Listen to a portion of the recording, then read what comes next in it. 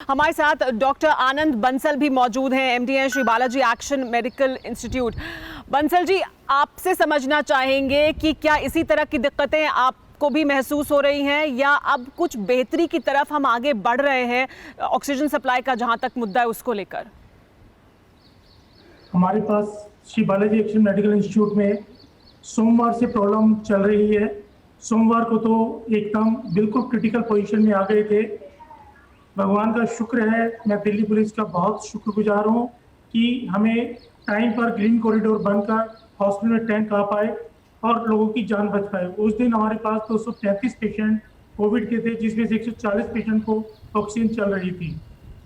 कल शाम को भी ऐसी ही पोजीशन हुई और अभी भी सोमवार से पिछले 4-5 दिन से हमारे पास यही पोजीशन चल रही है। आज भी हमारे पास 200 पेशेंट कोविड के हैं। अब पेशेंट्स इतने परेशान हैं, हम लोग पैरामेडिकल स्टाफ लोगों की सेवा करने के लिए तैयार है।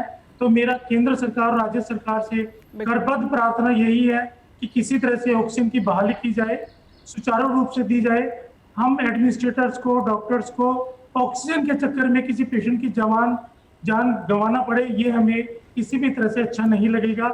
हम सभी से हाथ जोड़कर यही प्रार्थना करते हैं कि ऑक्सीजन को जल्दी से जल्दी बहाल किया जाए और बिल्कुल क्रिटिकल लेवल आने से पहले ही सभी हॉस्पिटल्स को सुचारू रूप से ऑक्सीजन दे देनी चाहिए, जो कि हमारा सर्कुलर भी निकाला गया था।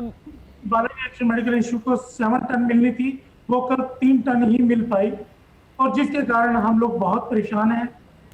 अलार्म बजाते रहते हैं, गवर्नमेंट एजेंसीज को बोलते रहते हैं, फिर भी लास्ट मोमेंट पे जब ऑक्सीजन मिलती है तो बहुत मतलब मुश्किल वाला काम होता है डॉक्टर्स के लिए, एडमिनिस्ट्रेटर्स के लिए।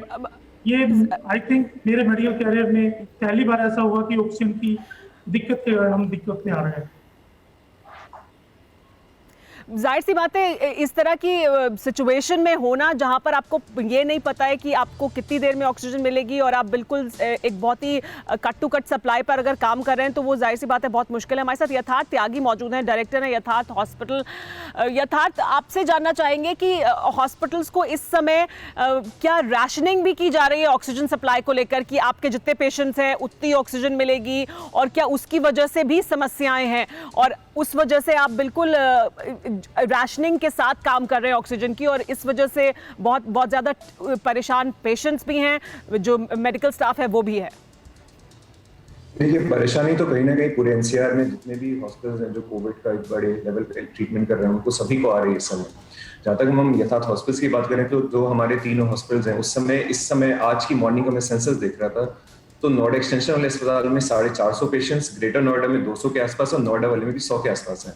तो कहीं ना कहीं जो हमारे टोटली 700 पेशेंट्स है, इसके लिए ऐसा नहीं है कि एक बार में एक गाड़ी आ गई और 2 गाड़ी भी अगर दिन में आ गई तो उससे काम चल गया। एक हॉस्पिटल में हमारे कम से कम 3-4 बार एक ऑक्सीजन के ट्रक के राउंड लगते हैं। अब तीनों हॉस्पिटल मिला के अगर 12 ट्रक की गाड़ियां एक दिन में आ रही हैं, आइनॉक्स कंपनी है यहाँ पे गौतम बुद्ध नगर में लोकेटेड, कासा में उसका प्लांट है, वहां से हमें डेली ऑक्सीजन सप्लाई मिलती है। फिक्र आपकी, सोमवार से शुक्रवार रात 9 बजे सिर्फ TV9 भारतवर्ष पर।